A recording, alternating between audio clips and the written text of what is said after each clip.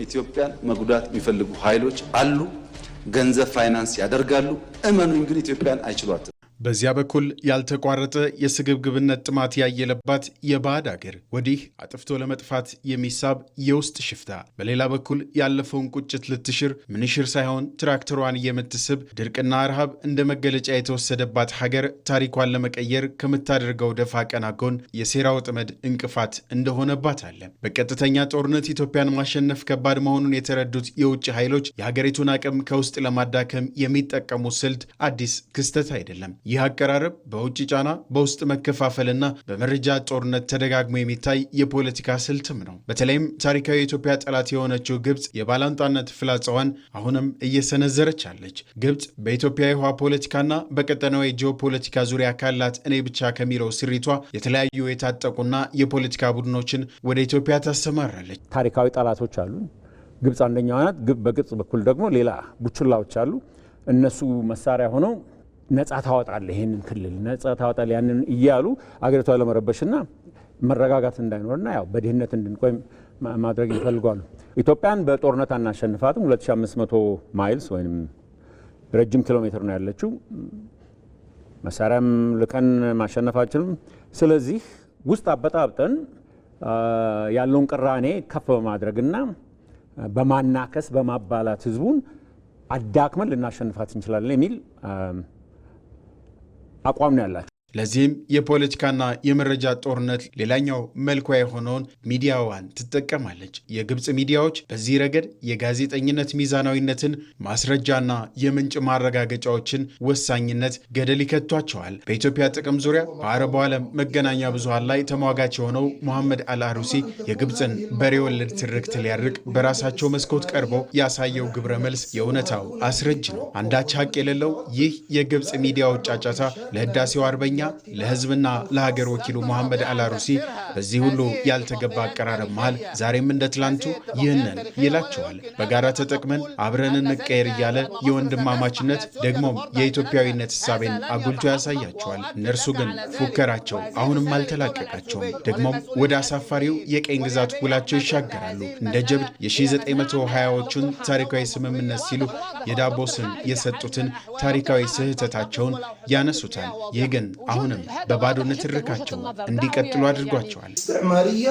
فنحن نكسرها دون أي توقف ودون أي تردد وذلك عبر إنشائنا لآلياتنا الخاصة بنا. لن تستطيع أن تكسرها. هذه اتفاقيات تاريخية. محمد ግን ይቀጥላል። ለሀገርም ለእውነትም ሲል የመንደር ወሬዎችን ይመክታል። የሀገርና የህዝብ ልጁ በሚገባቸው ቋንቋ የኢትዮጵያን እድገት አትፍሩ፣ ቀኝ ገዢዎች የቀረጹባችሁን ካሴት ደጋግማችሁ አታጫውቱት፣ ኢትዮጵያ እድገቷ ይቀጥላል፣ ቀኝ ገዢዎችን እንደ ትላንቱ እንዳድዋው እንሰብራቸዋለን ይላቸዋል።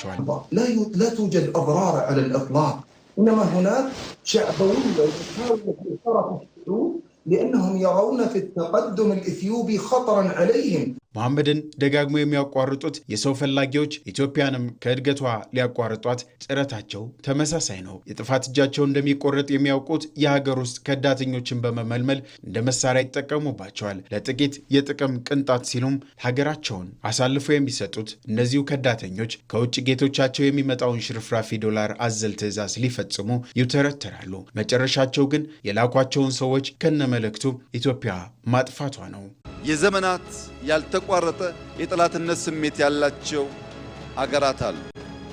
የኢትዮጵያን ታሪክ ከጉንደት እስከ ጉራ፣ ከአድዋ እስከ ማይጮ፣ ከካራማራ እስከ ባድመ እያንዳንዱን ብትፈትሹት ስንገነባ ያደፈጡ፣ ስንጨቃጨቅ እድል ጊዜ ጠብቀው ጣልቃ ሽብልቅ እየገቡ መሻቶቻችን እንዳንከውን የሚያደርጉ ኃይሎች አሉ።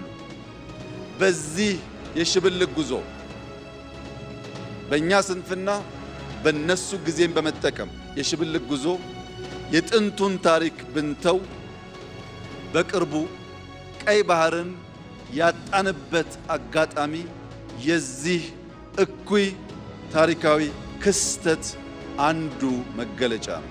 በፈጸማቸው የፖለቲካና የጦርነት ውድቀቶች አከርካሪው የተሰበረው ህገወጡ ህወሓት በጣር ላይ ሆኖ የጥፋት ሴራውን ያስተባብራል። የሀገር ውስጦቹ የጥፋት ማሽኖች ምንም እንኳን የኢትዮጵያን ህዝብ የሚጠቅም ሆነ ሀገርን የሚገነባ የጋራ ራዕይ ባይኖራቸውም ኢትዮጵያን ማዳከምና ማተራመስን የጋራ የተንጋደደ ዓላማቸው አድርገው ሀገርን የማፍረስ አጀንዳ ላይ ፈርመው የውጭ ጠላቶችን ያገለግላሉ። በዚህ አጠቃላይ የጥፋት ሰንሰለት ውስጥ ሌላው ተዋናይ ሻዕቢያ ነው። ተራ የሽፍትነት ተግባር ውስጥ ተሰማርቶ እየኖረ ያለው እናም ሁልጊዜ በቀጠናው ውስጥ ሽፍቶችንና አሸባሪዎችን በማሰማራት የሚታወቀው ይህ ስርዓት የኢትዮጵያ ጠላቶች የጥፋት መረብ ቀጥተኛ አካል ነው። በኤርትራ ምድር ለውጭ ኃይሎች የጂኦፖለቲካና የደህንነት ማከፋፈያ ኃይል በማድረግ ኢትዮጵያን ሁልጊዜም ባለመረጋጋት ውስጥ ለማቆየት የሚተጋው የሴራ አስፈጻሚ ነው ሻዕቢያ። እነዚህን ኃይሎች ከውጭ ተቀናቃኞቻቸው ጋር እንዲሁም ከሀገር ውስጥ ጽንፈኞችና የሽፍትነት አውታሮች ጋር ለየብቻ ማየት ትላንት ያደረጉትን መጥፎ ታሪክ መዘንጋት ነው። ሁሉም